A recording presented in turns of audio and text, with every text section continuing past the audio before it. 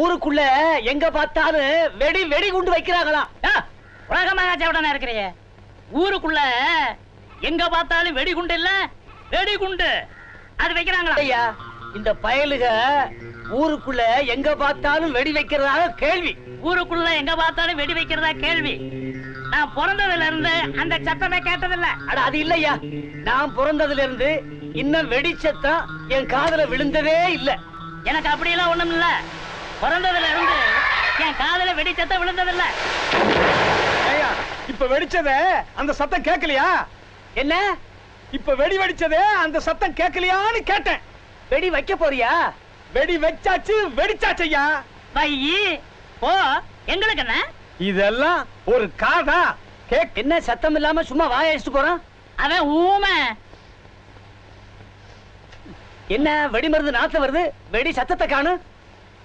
ஏயா, நாத்தம் மட்டும் வருது, வெடிச்ச சத்தத்தை காணமே. அட நான் சொல்றது அது இல்லையா, வெடி மருந்து நாத்தம் மட்டும் வருது, வெடிச்ச சத்தத்தை காணியா?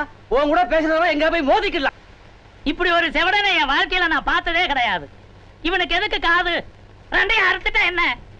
என்ன சிங்காரம், என்ன சோப்பும் கையுமா குளிக்கவா? அதெல்லாம் காலையிலேயே முடிச்சிட்டேன்.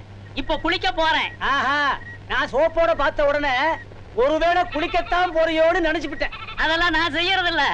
இப்ப குளிக்க போறேன், குளிக்க. நான் ஒண்ணு கேட்பேன், கோச்சிக்க மாட்டியே? நான் கோமணம் கட்டிக்கிட்டு தான் குளிப்பேன். அதான் சரி. ஊருக்குள்ள 2-3 பேர் சொல்றாங்க நீ கொஞ்சம் செவிடுன்னு, வாஸ்தவமா? காதோரம் எனக்கு கொஞ்சம் நரைச்சிருக்கு, அவ்வளவுதான்.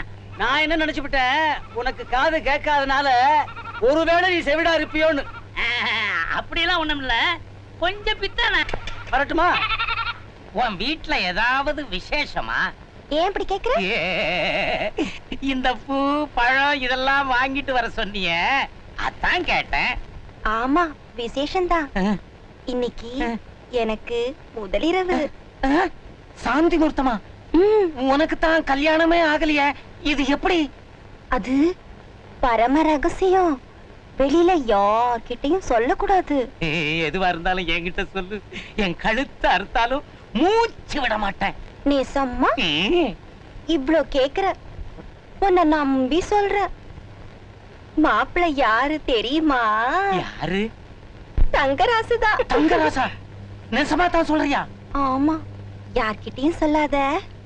யார்கிட்ட சொன்னாலும் அந்த செண்பகத்துக்கிட்ட மட்டும் சொல்லாத. ஏன்னா இங்க வந்து என்னோட சண்டை போடுவா.